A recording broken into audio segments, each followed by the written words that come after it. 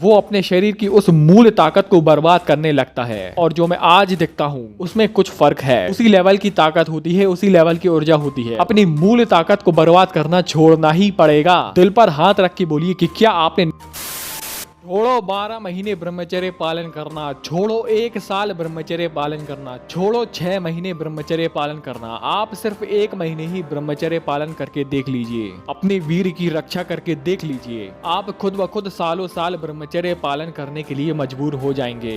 सिर्फ मेरे कहने पर सिर्फ 1 महीने ही ब्रह्मचर्य पालन करके देख लीजिए। दिल पर हाथ रख के निष्ठा पूर्वक अपने वीर की रक्षा करके देख लीजिए। आप खुद कहेंगे, खुद ब खुद अपने आप ही 2, 3, 4 महीने आपसे ब्रह्मचर्य पालन हो ही जाएगा। और इसका फर्क आप खुद महसूस करेंगे कि पहले आप कैसे थे वर्सेस आज आप कैसे हैं। आयुर्वेद के जनक महर्षि धन्वंतरी का कहना है कि दुनिया में कोई भी ऐसा रोग नहीं है जिसमें ब्रह्मचर्य का रोल ना हो, यानी कि हर रोग में ब्रह्मचर्य का कुछ न कुछ महत्व जरूर रहता है। जिस प्रकार दीपक में नीचे पड़े हुए उस तेल से जो लौ जलती है और वो लौ जलने के कारण पूरे वातावरण को प्रकाशित करती है, ठीक उसी प्रकार हमारे शरीर में जो वीर रूपी तेल है उसके ऊपर चढ़ने से हमारी बुद्धि प्रकाशित होती है। 1 महीने में ही आपको लगने लगेगा कि हाँ, अब जो मैं काम करता हूँ और जो मैं पहले सेम काम करता था उसमें इतनी थकावट महसूस नहीं होती है जितनी पहले होती थी। जो छोटे मोटे काम करने में भी शरीर की ताकत इतनी निचुड़ जाती थी कि लगने लगता था कि अब दूसरा काम करने की हिम्मत भी नहीं है। 1 महीने में ही आईने में देखकर आप खुद पहचान जाएंगे कि हाँ, पहले जो मैं दिखता था और जो मैं आज दिखता हूँ उसमें कुछ फर्क है। और सबसे मेन बात कि ब्रह्मचर्य पालन करने से आप में एक अलग ही तरह का, एक अलग ही लेवल का आत्मविश्वास होगा।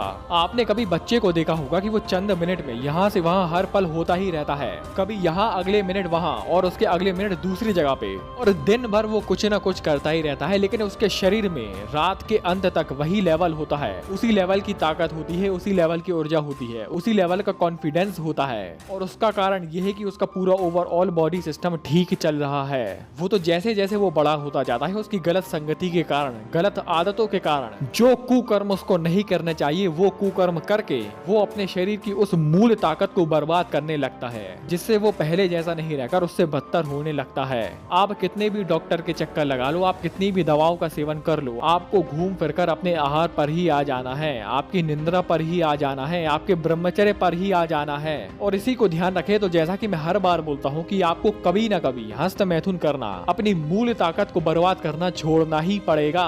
अब चाहे वह बर्बाद करते करते अपने शरीर में इतने रोग जमा कर ले कि आप खुद ब खुद मजबूर हो जाएं, या आप पहले ही सतर्क होकर कुकर्म करना बंद कर दें। तो भाई, जब हमें कुकर्म करना बंद ही करना है तो इस शुभ काम की शुरुआत आज ही क्यों ना कर दें। और जो लोग बोलते हैं कि भाई मैंने तो 1 नहीं 2 नहीं 3 महीने ब्रह्मचर्य पालन करके देख लिया, तो मैं उनसे बोलना चाहता हूँ कि आप अपने दिल पर हाथ रख के बोलिए कि क्या आपने निष्ठा पूर्वक ब्रह्मचर्य पालन किया है या नहीं।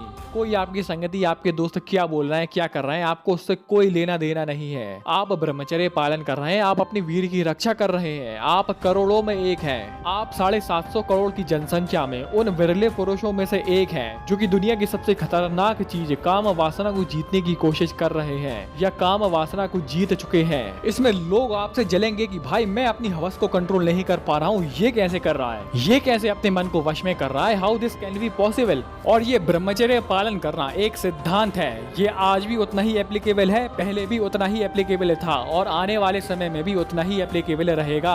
ये कोई मेडिकल साइंस जैसा नहीं है कि समय समय पर इसका स्टेटमेंट बदलता रहे। ब्रह्मचर्य पालन करना एक सिद्धांत है, यानी कि सिद्ध करके जिसका अंत कर दिया हो वो होता है सिद्धांत। तो दोस्तों, उम्मीद करता हूँ कि इस वीडियो ने आपकी ब्रह्मचर्य की आग में घी डालने का काम किया होगा।